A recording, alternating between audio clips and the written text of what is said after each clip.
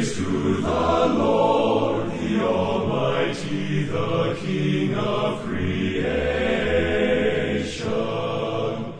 O my soul, praise him, for he is thy health and salvation. All ye who hear, now to his temple draw near. Join me in glad adoration.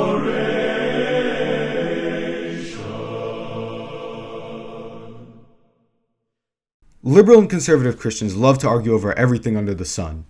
Liberals tend to criticize conservatives for being too restrictive over who gets to count as truly quote-unquote Christian.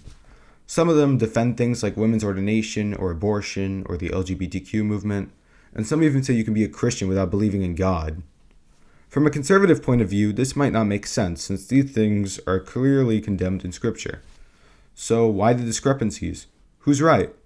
Well, the answer is complicated. We need to understand how these two sides fundamentally view the faith differently. When we refer to someone as a liberal or a conservative Christian, we mean theologically speaking. A theologically conservative Christian will tend to take the traditionally essential core tenets of the faith more seriously. The more conservative you go, the more tenets you list as essential, and thus the more groups that are excluded. Some take this to an extreme, and that's how you end up with fundamentalists, but that's a topic for another time.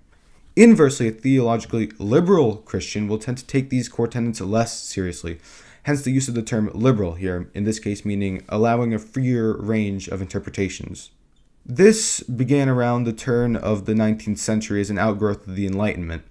The rise of stuff like modern biblical criticism caused people to question previously widely held beliefs throughout church history, including the inspiration of Scripture, the existence of miracles, the virgin birth, the divinity of Christ, and even the existence of God at all.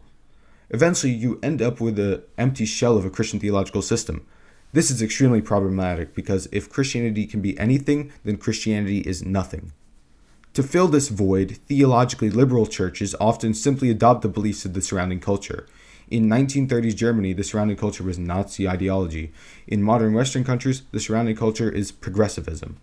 Progressive Christians generally hold to some sort of, quote, Christian guilt, believing that Christians and Christianity have been consistently bad throughout history.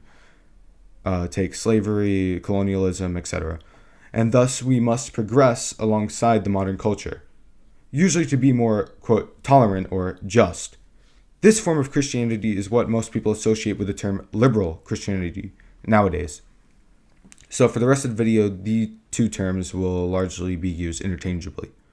From this jumping off point, these clergy and laity have many more consequent problems in their church services, mainly disordered focus. Sermons may start being more about social justice rather than salvation, tying into the related concept of, quote, liberation theology, where the message of the gospel is reinterpreted as an emphasis on a struggle against oppression of the poor here and now. So is this all really affecting modern churches? The short answer is yes. Nowadays, if you were to go to your city or town's, quote, First Presbyterian Church or First Episcopal Church, there's a decent chance it's going to be liberal to some extent. There are also probably not going to be many people in that church, and if there are, they're probably only there because they have family roots or connections there, and are what one might call a cultural Christian. This is because to many people, it doesn't make sense to go to church if they're simply going to hear the same message that the rest of the surrounding culture is preaching. These historic churches are part of the mainline Protestant denominations, such as the Presbyterian Church USA and the Episcopal Church, and are often criticized for being theologically liberal at their highest courts.